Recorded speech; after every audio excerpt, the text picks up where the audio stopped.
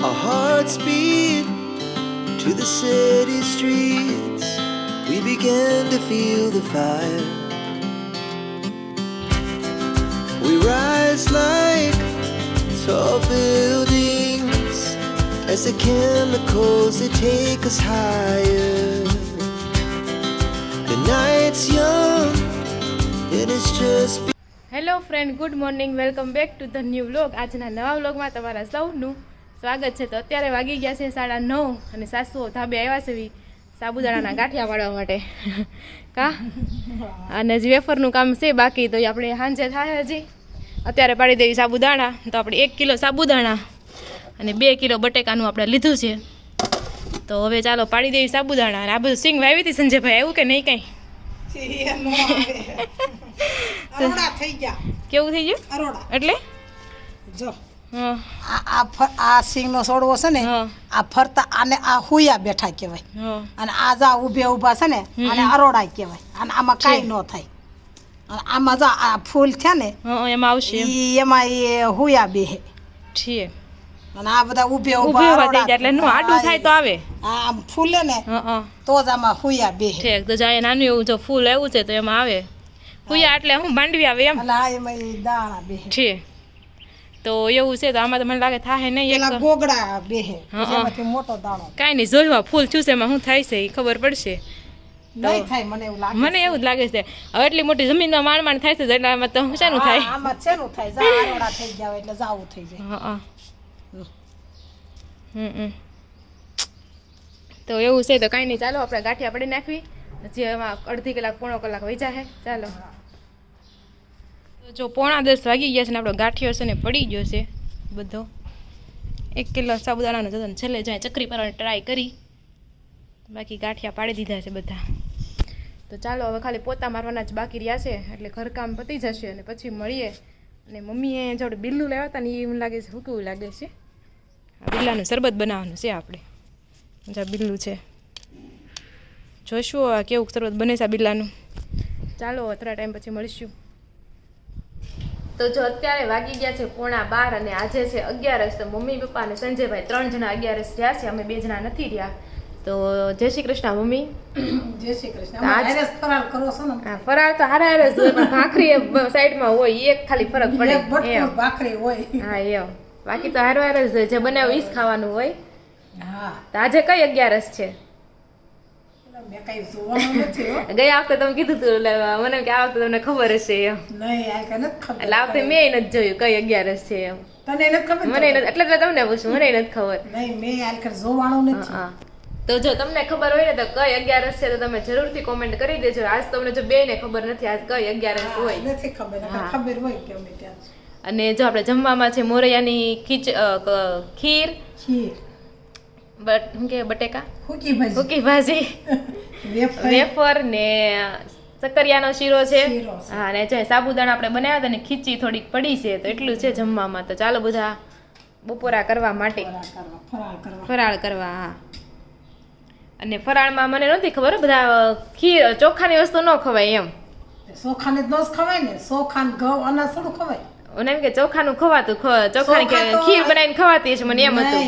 ચોખા તો 11 રહીને આમ થાય આપણે નો રહ્યા હોય ને તો તેથી દાળ ભાતે ન કરાય 11 ને દી. ચોખા તો જેમ ચોખાનો દાણો તમે ખાવ ને એમ દાણે દાણે એમ ઈળ ખાવ એવું લાગે. ઠીક, એવું હોય. હા, 11 રહીને ભાત તો હસોડા ન કરાય. એ તો મેં કંઈક વાંચ્યું હતું કે 11 માં ચોખા ન ખાય એટલે મને ખબર, નકર તો મને નથી ખબર. મને કે ખવાતા હશે ચોખાની એમ.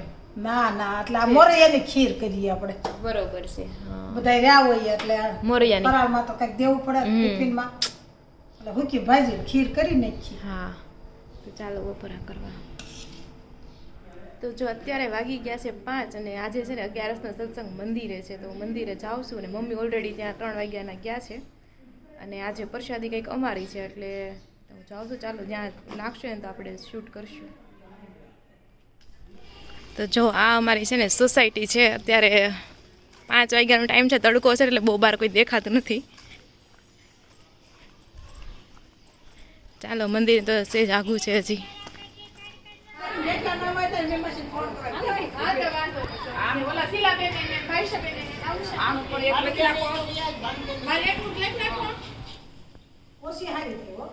જો અત્યારે વાગી ગયા છે 7:30 અને આપણે તળીએ છીએ વેફર જે આપણે કાલે બનાવી હતી ની વેફર છે અને આજે આપણે બનાવવાની છે સાબુદાણાની ખીચડી. તો આજે હું સાબુદાણાની ખીચડી નહીં આપું કારણ કે ગયા વખતે થઈ ગઈ હતી સાબુદાણાની ખીચડીમાં ગડબડ અને શું ગડબડ થઈ હતી જો હોય ને તો એ વિડીયો તમે જોઈ લેજો હું ગડબડ થઈ હતી એમ. આ વખતે ગડબડ નહીં થાય, પાણી મેં કાઢીને એકદમ ચોખ્ખી કરી નાખી એટલે આ વખતે ગડબડ તો ન જ થાય અને કોઈ ગડબડ થતી નથી પણ ત્યારે થોડુંક ખબર નહીં પાણી હા ગરમ પાણીમાં પલાળીને કર્યું ફટાફટ બનાવવા ગયા એમાં થોડું ગડબડ થઈ ગઈ હતી એટલે એવું છે તો ચાલો આપણે વેફર તળી નાખીએ. અને મમ્મી જો હજી આજે બટેકાની વેફર કરવાની છે એટલે મમ્મી છે ને વેફર પાડે છે કાતરી કરે છે ને ધોળી કેવી થઈ એમ જો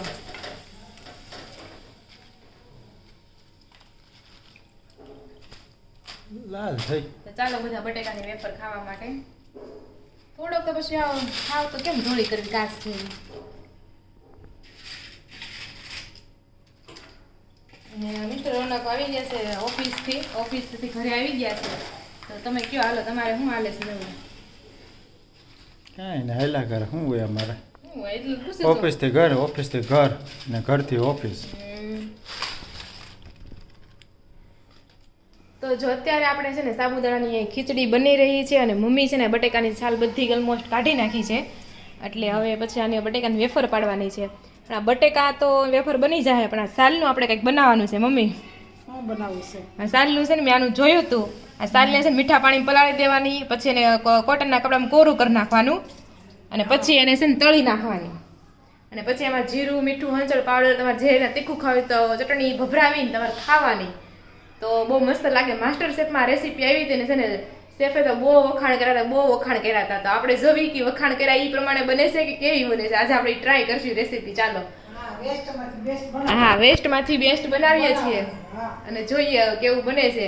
પેલા થોડીક ટ્રાય કરશું જેવું લાગશે ને સારું તો બધી સાલનું તળી નાખશું.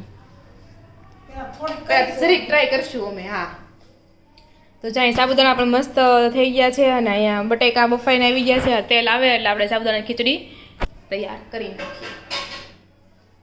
વાગી ગયા છે 8:45 અને કાલની જેમ આપણે ટાસ્ક ચાલુ કરી દીધું છે વેફર બનાવવાનું ને હજી આપણે અહીંયા પાથરું જ છે હજી બાકી જ છે. હજી શુભ શરૂઆત કરવાની છે એમ. અને સંજયભાઈ અને રોનક અને આ બાજુ જો આપણે બનાવ્યા હતા ને ગાંઠિયા સાબુદાણાના ગાંઠિયા સેજ હજી ભીના છે એટલે જાને કાલ તડકે નાખવા પડશે. તો એટલા થયા છે આપણે સાબુદાણા અને અહીંયા જો વેફર છે ને એનું બફાય છે. હવે પહેલો જ ઘાણું હોય છે રેડી થાય છે. અને આ બાજુ મમ્મીએ થોડીક એવા વેફર પાડી નાખી હતી ને બાકીની પપ્પા પાડે છે. જય શ્રી કૃષ્ણ પપ્પા.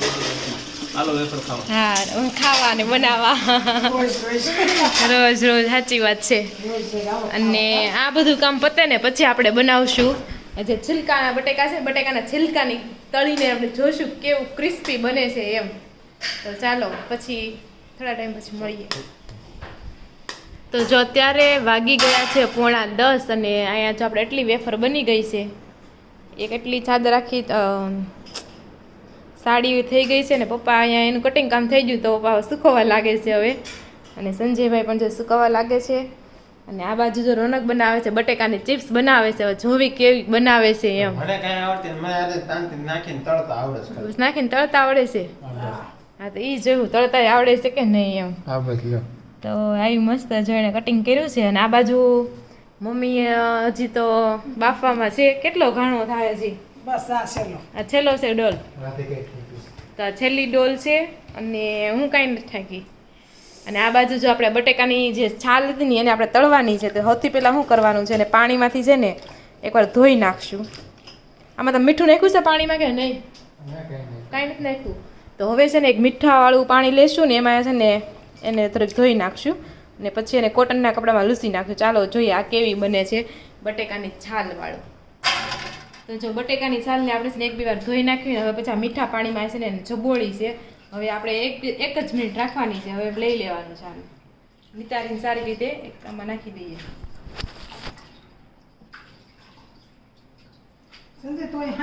હવે આને હવે છે ને એને કોટનના કપડામાં લઈને એકદમ સૂકવી નાખવાની છે. તો આમાં નાખ દો પડી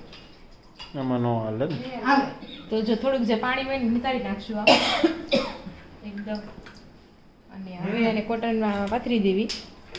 અને લૂસી નાખવાની છે આમ આમ કરીને લૂસી નાખવાની ને પછી હમણાં આપણે તેલ મૂકશું ને ત્યારે તળી નાખશું જોઈએ જો અહીંયા આપણે છે ને તેલ તળવા માટે તેલ મૂકી દીધું છે ને આ સારી હતી ને થોડીક છૂટી છૂટી કરી દીધી છે થોડીક આમ પાણીમાંથી નીકળી જાય એમ અને આ બાજુ જો રોનક એની ચિપ્સ પણ બનાવી રહ્યા છે તો એને પણ જો કટકા કરીને ધોઈ નાખી છે અને હવે એને પણ કોટનના કપડામાં લઈને બધું પાણી હોય ને ઓલું કરી નાખે છે એટલે છે ને તળતી વખતે ઉડે નહીં તો એવું છે ચાલો નેક્સ્ટ સ્ટેપ તમારું શું છે હા કોર્નફ્લોર આપું તમને હાલો લ્યો કોર્નફ્લોર આપવી કોર્નફ્લોર અહીંયા લ્યો ચાલો મળી ગયો યમુનાનો કોર્નફ્લોર અહીંયા લ્યો તોડવું પડશે નવું પેકેટ જ છે જો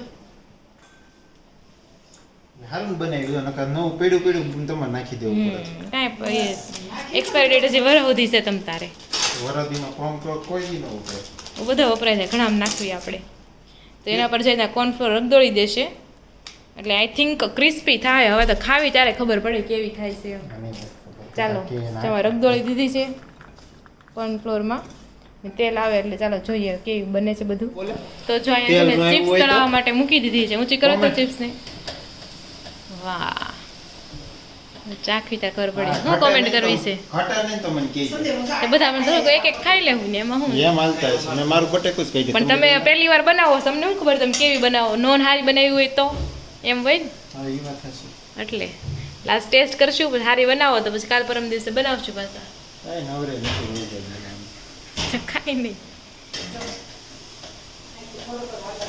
જો આપણે થોડી શેકી છે તળી છે શેકી હું પાછી થોડીક વાર તળી નાખવી જોઈએ થોડોક છે ને લાંબો ટાઈમ રહેવા દે કડકડી ઓલી કાચી રહી ગઈ થોડીક ચિપ્સ ના ના પછી લાંબો સમય રહે ને તો પછી પાણી તેલ પી જાય એવું થાય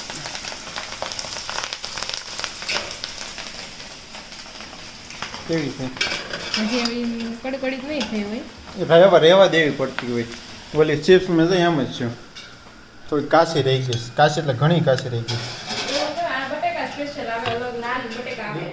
વેફર જો આ આપો તો કાળી કોથળી પડી છે આપણે ચિપ્સ તૈયાર કરી નાખી છે હવે આપણે છે ને હંચળ પાવડર નાખીને ટેસ્ટ કરીને જોઈએ કે કેવી લાગે છે એમ મને તો આમ કડકડીને એવી સારી લાગે છે તો ખાઈ તો ખબર પડે સતત બધું સારું જ લાગે હવે ટેસ્ટ કરવામાં તો એવું છે આજ તો હું રોનક બે જ છે ટેસ્ટ કરવા બાકી બધા 11 રહ્યા છે એમાં રોનકે સૌથી પહેલા કોર્નફ્લોર વાળું તળી નાખ્યું તેલમાં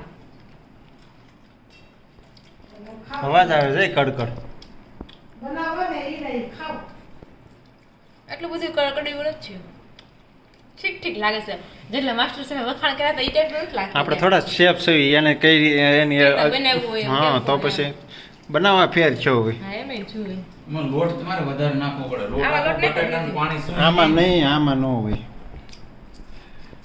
આમ જો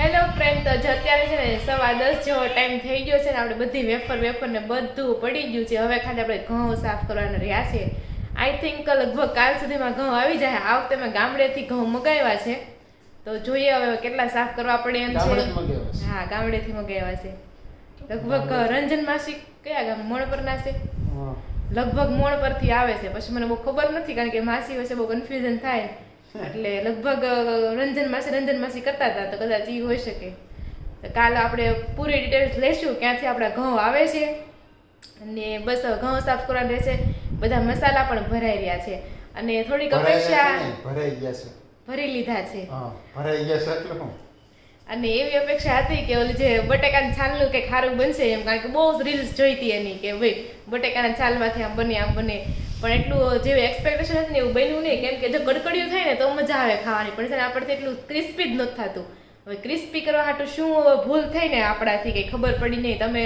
બ્લોગ જોયો છે તમે સજેસ્ટ કરજો કે આવું તમે કરો ને તો એ ક્રિસ્પી થાય તમે ટ્રાય કરી છે કે નહીં એ પણ તમે જરૂરથી કોમેન્ટ કરી દેજો તો ચાલો આજના વ્લોગમાં આવું કંઈક હતું આજનો દિવસ આવો કંઈક હતો તમે કોમેન્ટ કરજો તમને કેવો લાગ્યો તમારે શું નવું વ્લોગમાં જોવું છે એ પણ તમે કોમેન્ટ કરી દેજો તો ફરી મળીશું કાલે કંઈક નવા જ વ્લોગ સાથે ત્યાં સુધી જય શ્રી કૃષ્ણ અને રાધે રાધે